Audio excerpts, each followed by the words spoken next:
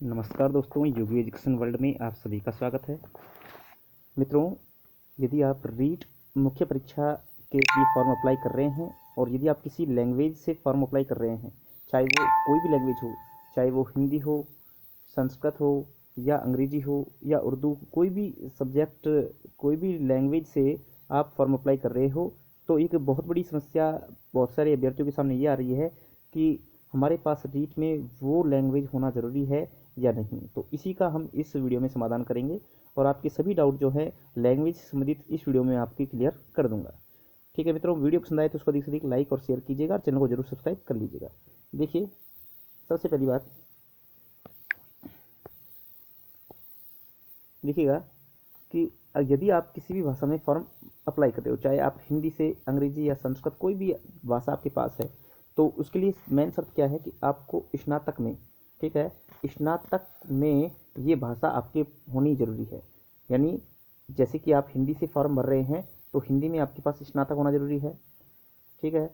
संस्कृत से भर रहे हैं तो संस्कृत में स्नातक होना ज़रूरी है, और अंग्रेजी से भर रहे हैं तो अंग्रेजी में स्नातक, मतलब स्नातक में ये अंग्रेजी होना ज़रूरी है, ठीक है। इसी के साथ साथ क्या रीट में भी ये लैंग्वेज होना ज़रूरी है? जी हाँ मित्रों, रीट में आपको दो लैंग्वेज जो वहाँ पर चुननी थी, लैंग्वेज फर्स्ट और लैंग्वेज सेकंड, ठीक है। आपको लैंग्वेज फर्स्ट और लैंग्वेज सेकंड के रूप में वहाँ पर दो लैंग्वेज चुननी थी। यदि आपने उन दोनों लैंग्वेजों में, जैसे मान लो आपके पास अंग्रेजी आपका विषय रहा है, अंग्रेजी आपका विषय रहा है स्नातक में, लेकिन आपने फर्स्ट लैंग्वेज में हिंदी ले रखी है और सेकंड लैंग्वेज में संस्कृत को ले रखा है, तो आप अंग्रेजी से अप्लाई नहीं कर पाओगे, ठीक है। तो इस चीज़ को आप अच्छे से समझ लीजिएगा।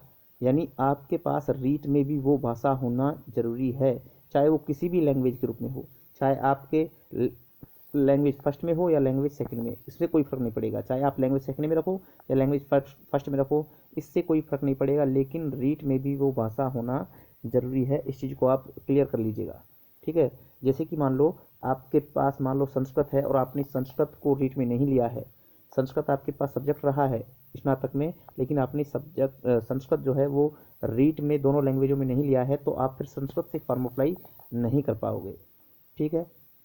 तो मेन बात यह है कि किसी भी लैंग्वेज से यदि फार्म भर रहे हैं तो स्नातक में उसका होना जरूरी है, और साथ साथ रीट की दोनों लैंग्वेजों में से किसी एक लैंग्वेज के रूप में उसका होना जरूरी है। इस चीज़ को आप क्लियर करके चलिएगा, तो ही फॉर्म अप्लाई करिएगा, ठीक है। तो तभी आप उसके लिए पात्र होगे। तो ये कमेंट आ रहे थे बहुत सारे विद्यार्थियों के, तो इसलिए मैंने ये वीडियो बनाया है। तो इससे अच्छे से समझ लीजिएगा कि आपके पास रीट में भी वो लैंग्वेज होनी जरूरी है, चाहे वो किसी भी लैंग्वेज के रूप में हो, और स्नातक में भी वो लैंग्वेज आपके पास होना ज़रूरी है, तो ही आप उस लैंग्वेज से फॉर्म अप्लाई कर पाएंगे। तो आशा करता हूं कि आपके जो डाउट हैं वो क्लियर हो गए होंगे। यदि इसके अलावा आपका कोई भी सवाल है तो हमें कमेंट बॉक्स में छोड़िएगा, मैं आपको अगले वीडियो में उसका समाधान करने का पूरा प्रयास करूँगा। तो इस वीडियो में इतना ही, मिलते हैं नेक्स्ट वीडियो में, तब तक के लिए जय हिंद, जय भारत।